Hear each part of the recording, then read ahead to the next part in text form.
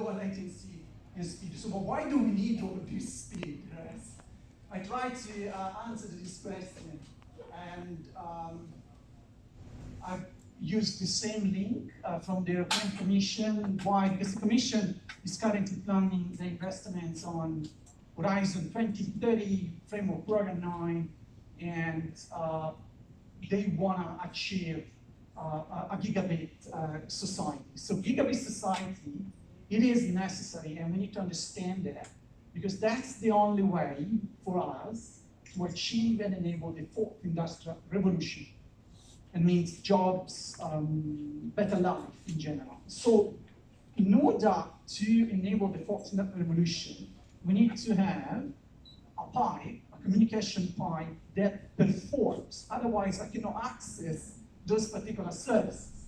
Now, if you go back and you study all the performance you may achieve in Australia, and you may correct myself, I put a dot here, and I couldn't find on average speed better than here, fixed maybe mobile better, but still struggling. And then latency, you may go out and measure, but I don't believe we go below 10 milliseconds. Okay. So that means, guys, we are missing all this. You know, it's not true, they're not existing. Come to China, go to Korea, go to Singapore, and then you will see whether they're not using it. Like the killer application for 5G deployment in Korea, it is the Cloud X. Cloud X means to shift the capabilities of your smartphone to cloud, and then access the services through this very high speed or latency connectivity with 5G located in the cloud, rendered in the cloud. And that allows us to reduce to minimum the cost of your device.